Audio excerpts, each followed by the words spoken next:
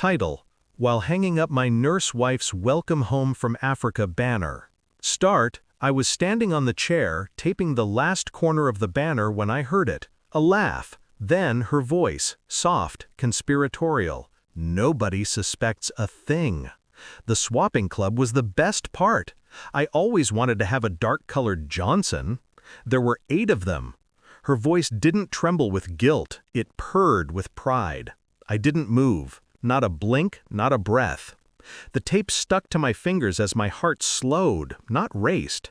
Shock didn't come, just silence. Like a surgeon before the first incision. She'd just returned from a 3-month volunteer trip in Africa, a nurse with a halo. My wife, the humanitarian.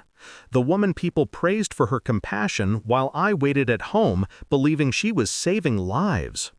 We'd been married 8 years, met in college, me studying engineering, her nursing. She had that kind of smile that made people talk softer around her, like she was light itself. And for a while, she was. She cried when I proposed, cried harder when I built her the house she said she'd always dreamed of. Said she never wanted anything more than a life with me. Turns out she wanted lives, plural. After she hung up, she came downstairs, humming, kissed my cheek. I smiled back, the same way I had every morning. Inside, I was already gone.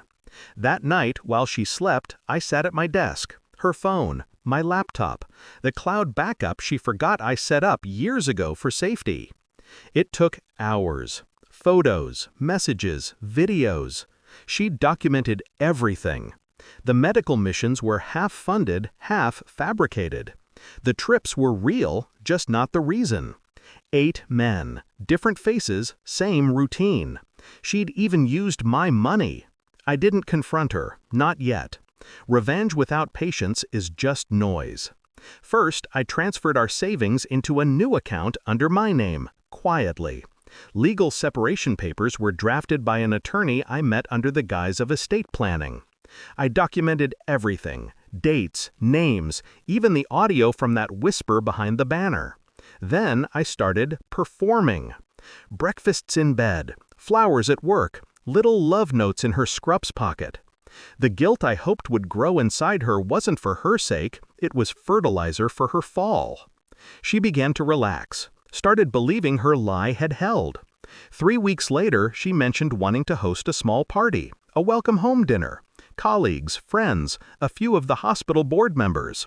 I insisted on handling everything. She thought it was sweet. I told her I wanted to make a video surprise. Photos from her trip, the people she helped.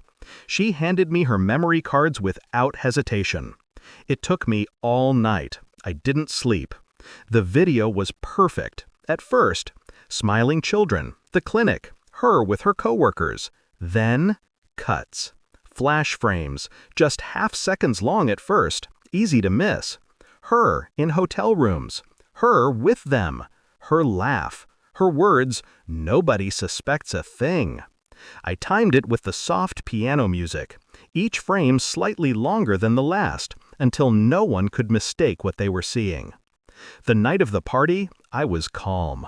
Too calm, maybe. I wore the blue shirt she said made me look like someone she could trust.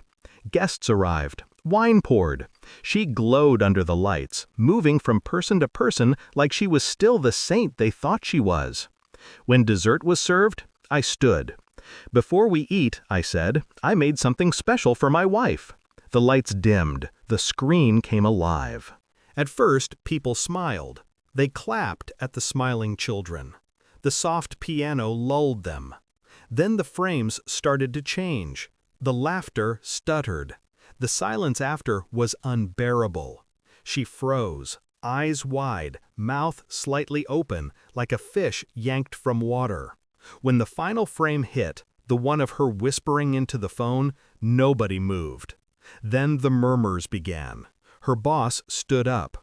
One of the doctors muttered something about reputation. A friend grabbed her bag and walked out. She looked at me, tears brimming. "You ruined me." "No," I said quietly, "you did that yourself. I just pressed play." The aftermath was quick. She tried to spin it. claimed deepfakes, claimed manipulation. But the timestamps, the phone backups, the bank transfers, all real. The board suspended her pending investigation. Her nursing license went under review. I filed the separation papers the next morning. She didn't contest. Couldn't. The house became mine. The accounts, too. She moved into a one-bedroom apartment near the hospital, still pretending she could rebuild. I let her believe that. For a while. 3 months later, I sent her one last gift. A framed photo. Her standing under the Welcome Home banner, smiling, innocent. Beneath it, a note. I heard everything. You taught me how to listen. No threats, no insults, just that. She didn't respond, but I know she saw it. The next week, I got a text from a mutual friend. She'd quit the hospital, moved to another state. Word was no one would hire her after the scandal. I didn't smile, didn't celebrate. Just sat by the window, the house silent, the banner long gone. Sometimes I think about that moment, the sound of her voice behind me, the way I didn't flinch. People imagine betrayal as fire, rage, shouting. But the real kind, the kind that cuts to bone, is cold. It doesn't scream. It watches. It waits. And when it strikes, it doesn't need to explain.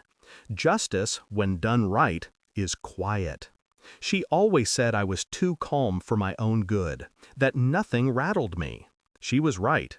The morning after the party, when she woke up expecting breakfast in bed, she got divorce papers, a silent house, and her reputation buried beneath the truth she built herself. I didn't cook her eggs. I served her consequences, and they were cold.